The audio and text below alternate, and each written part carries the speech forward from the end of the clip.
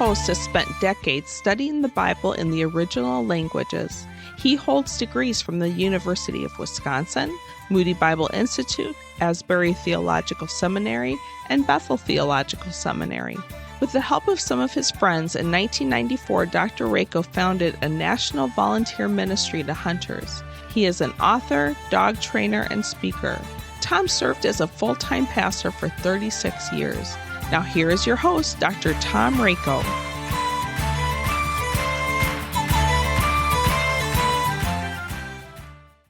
Thanks for joining us here on the Rock Dove Publications Quill. During today's program, I'll be sharing from my book, Devotions for Dog Lovers. I'll also be sharing a true story about a turkey hunt in which I was experiencing some great struggles, but God revealed himself in a very unique way, confronted me, rebuked me in a very unique way. I hope you enjoy today's program. God speaks through the unspeakable. What they sometimes do is downright disgusting, yet most of us still love them anyway. Furthermore, despite the fact that this particular behavior has been observed by countless people from diverse cultures down through the centuries, it continues to be something we just don't like to talk about. What I'm referring to, and there's really no nice way of putting it, is the nasty habit dogs have of gulping back down what they have just regurgitated. I told you there is no nice way to put it. However, the Holy Bible not only makes reference to this universal canine practice, it even uses it to pass along important moral and spiritual truth. Indeed, we can even learn something important from the Creator by how a dog responds to the contents of its own stomach. Take, for example, the words of King Solomon. Some 3,000 years ago, Solomon noted the tendency of a foolish person to repeat the same moral failures. He stated, "As a dog returns to its vomit, so a fool repeats his folly." Proverbs 26, verse 11. Again, in the New Testament, Peter revealed to his readers the sad state of some who had knowingly turned away from Christ. He warns that it would have been better for them not to have known the way of righteousness than to have known it and then to turn their backs on the sacred command that was once passed on to them. 2 Peter 2, verse 21. The Apostle Peter then went on to illuminate and comment on this willful act of rebellion by writing, "Of them the proverbs are true. A dog returns to its vomit, and a sow that is washed goes back to her wallowing in the mud." 1 Peter 2:22. Today, if you've never made a clear commitment to follow Christ, please do so. After all, to return to the old way of life resembles, well, let's just say something dogs do that we just don't care to talk about. When we come back, I'll be sharing with you an event that took place on a turkey hunt and how God confronted me and rebuked me through it.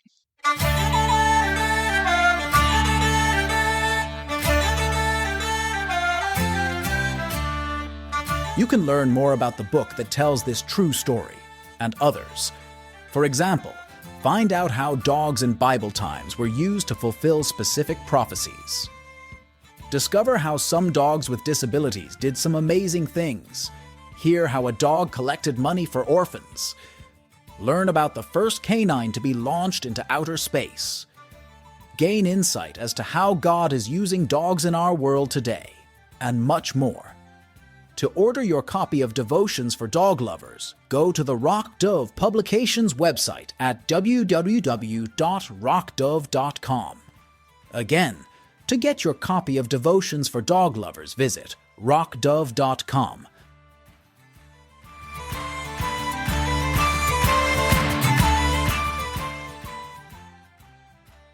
When David was delivered from his enemies and from King Saul, he said concerning the Lord, "He reached down from on high and took hold of me. He drew me out of deep waters."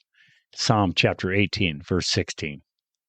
I want to share something that happened to me a number of years ago while I was turkey hunting in Minnesota.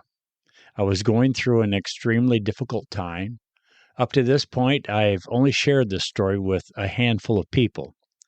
It's not my proudest moment, but I believe the Lord wants me to share this, although I have been resistant to do so.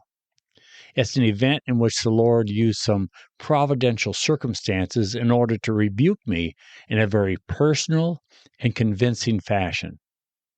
As I said, I was going through a time of great personal difficulty. Some of that difficulty involved physical pain, especially my back, which an eventual surgery helped alleviate a great deal of that pain. But a lot of what I was experiencing could probably best be classified as a deep emotional pain. There was rejection and betrayal, and I consider myself to be a very weak person. And perhaps this message is for you. I know there are people who somehow think that if you are a Christian, you're not going to have struggles and disappointments. However, I don't see that anywhere in the Bible. In fact, I've never even met anyone who I could describe as having a trouble-free life. On the contrary, being a Christian often results in more struggles and personal rejection. The Apostle Paul told a young preacher named Timothy, "Everyone who wants to live a godly life in Christ Jesus will be persecuted." 2 Timothy chapter 3, verse 12. Jesus told his disciples, "In this world you will have trouble, but take heart. I have overcome the world." John chapter 16, verse 33b. I think of how Paul told the Corinthians some of what he and his companions had experienced. He reminded them that although they were outwardly fragile, they possessed God's wonderful treasure within. In 2 Corinthians 4:7, he states, "Now we have this treasure in jars of clay to show that this surpassingly great power is from God and not from us." He then goes on to share what they had experienced. He stated, "We are hard pressed on all sides, but not crushed, perplexed, but not in despair, persecuted, but not forsaken, struck down, but not destroyed." 2 Corinthians chapter 4, verses 8 to 9. Have you ever gone through a difficult time when everything seemed hopeless? Perhaps you've even prayed to die. Frankly, I have prayed to die more than I would want to admit. I've prayed for many things that I now see were outside of God's will for my life. And I'm glad God did not answer yes to all my prayers. And if you're struggling, you are not alone. We know that some of the great people in Bible times also struggled. Take the prophet Elijah as an example. Following a great victory in Mount Carmel against the false prophets of that day, Elijah the prophet was threatened by a wicked queen named Jezebel. We're told in 1 Kings 19, verses 3 to 4, that as a result, Elijah was afraid and ran for his life. When he came to Beersheba in Judah, he left his servant there, while he himself went a day's journey into the wilderness. He came to a broom bush, sat down under it, and prayed that he might die. "I've had enough, Lord," he said. "Take my life. I am no better than my ancestors." Now, it's interesting that Elijah was a great person of prayer. In 1 Kings 17, he prayed and brought a dead boy back to life. In that same chapter, he also prayed that it would not rain. The Bible tells us in James 5:17, Elijah was a human being even as we are. He prayed earnestly that it would not rain, and it did not rain on the land for 3.5 years. Later he prayed, and God sent fire down from heaven. He prayed again, and the heavens poured down rain. You can see that in 1 Kings 18. Nevertheless, when he prayed to die, God did not answer that prayer. In fact, when we look in the Bible, we find that this is the only recorded request of Elijah's that the Lord did not answer. The Lord still had some important things for him to do, such as anointing the king and the person who would follow him. In fact, when it did come time for him to leave this world, God took Elijah up to heaven in a chariot of fire. You can read about that in 2 Kings chapter 2. Another example is the prophet Jonah. Jonah was called to preach to the people of Nineveh. The Assyrians were the enemies of Israel. Initially, he tried to flee from the presence of God. He seems to have had a death wish. He even told the sailors on the ship he was on to throw him overboard, and they did. but the Lord miraculously delivered him. Eventually, Jonah did what the Lord had called him to do, and he went to the city of Nineveh. He preached to the people, and this great city miraculously turned to the Lord. However, Jonah became angry. Jonah wanted to die. He prayed, "And now, Lord, please take my life from me, for it is better for me to die than to live." Jonah chapter 4, verse 3. However, the Lord did not answer that prayer. In his day, Jeremiah the prophet faced great opposition to what the Lord had called him to do. There was at least one time when he wished he had never been born. In Jeremiah 20, verse 14, he said, "Cursed be the day I was born. May the day my mother bore me never be blessed." That great sufferer Job wished he had been spared from his life of incredible suffering. In Job 3, verse 3, he expressed the cry of his heart when he said, "May the day of my birth perish, and the night it was said, a boy is conceived." Later, the Lord turned Job's suffering around and blessed him. In the New Testament, James told his readers, "As you know, we count blessed those who have persevered. You have heard of Job's perseverance and have seen what the Lord finally brought about. The Lord is full of compassion and mercy." James 5, verse 11. As I stated earlier, I was going through a very difficult time in my life. I guess I was hoping that going turkey hunting would somehow give me some distraction from the darkness that had engulfed me, but it did not. As I said, I'm a weak person.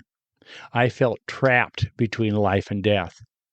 I wanted to just end it all, but the fear of God prevented me from outright taking my life. As I approached the public hunting area, it began to rain and was thundering and lightning. Now, the piece of public land I pulled into was on top of a hill. There was a long, open field of grass I needed to walk across on top of the hill to get to the woods. I know what I did was wrong. Nevertheless, as I walked across the field, I prayed, pleaded, and in fact even commanded God to just zap me or strike me dead.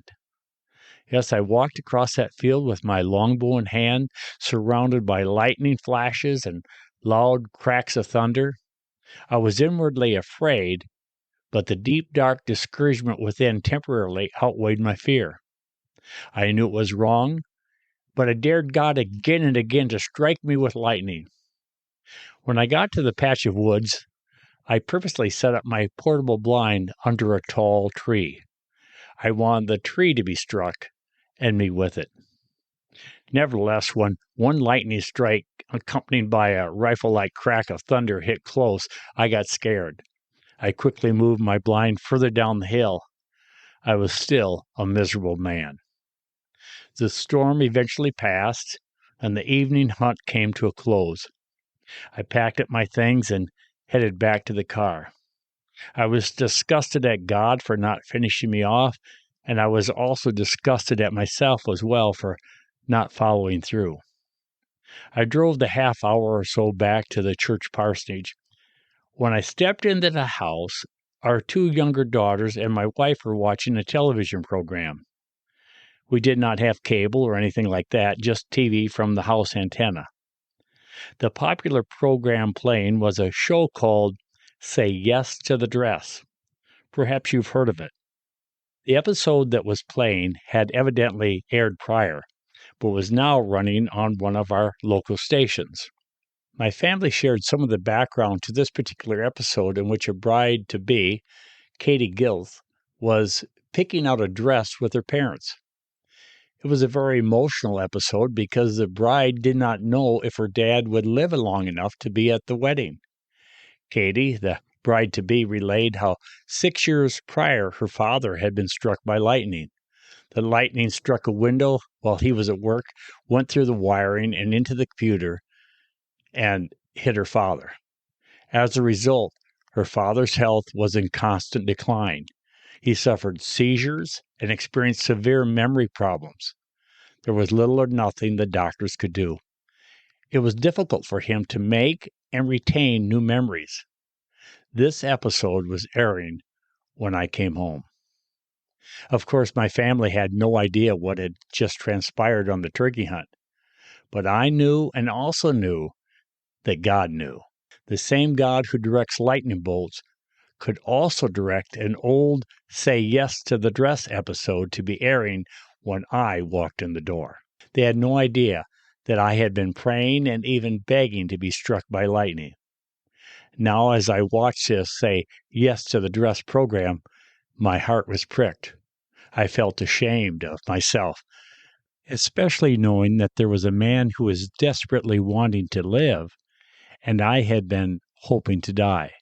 Of course, God could have answered my prayer. He could have zapped me, and in so doing, prevented me from ever seeing our 2 younger daughters in wedding dresses.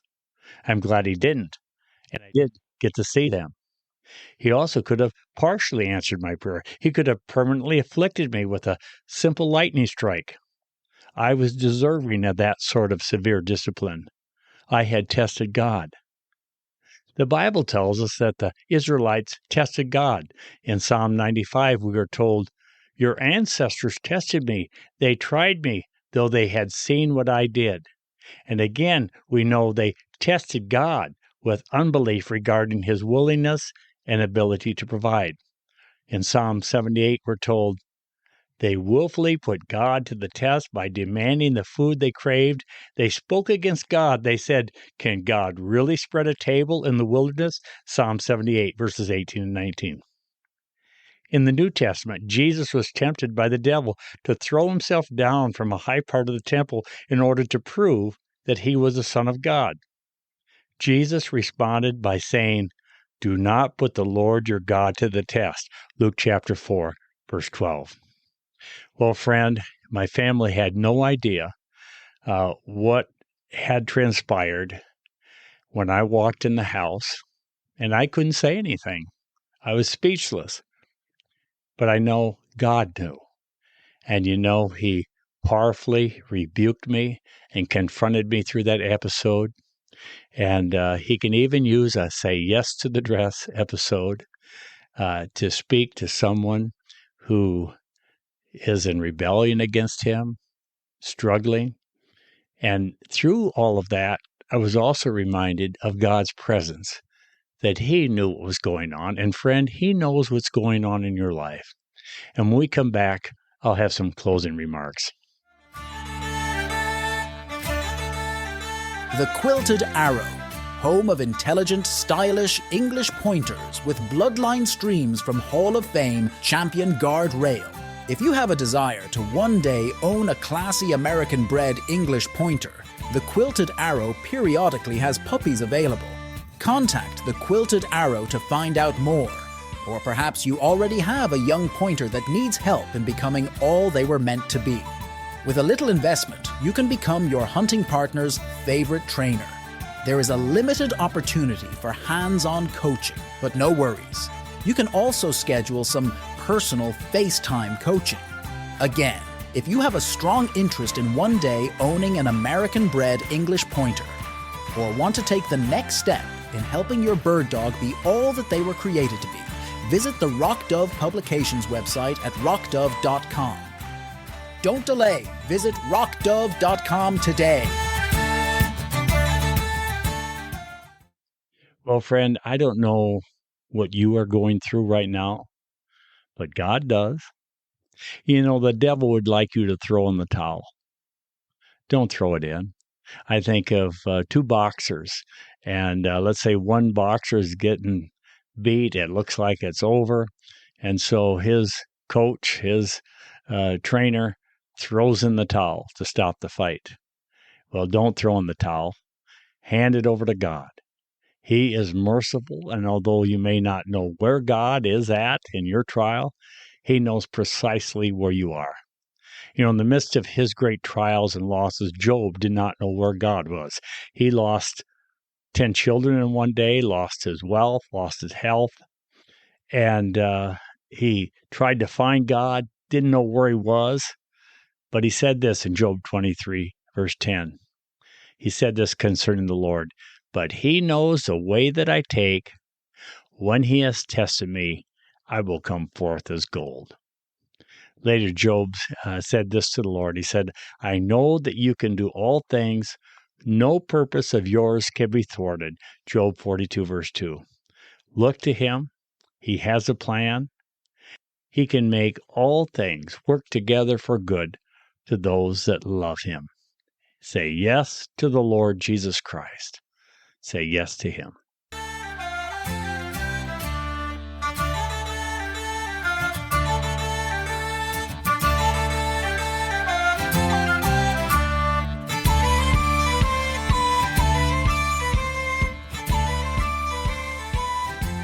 You have been listening to the Rock Dove Publications podcast with your host, Dr. Tom Rako. This program has also been brought to you by the Quilted Arrow, home of intelligent, stylish, field-bred English pointers with bloodline streams from Hall of Fame champion Guardrail. Thank you so much for listening. Now, this is Beth Rako inviting you to join us again next time on the Rock Dove Publications podcast.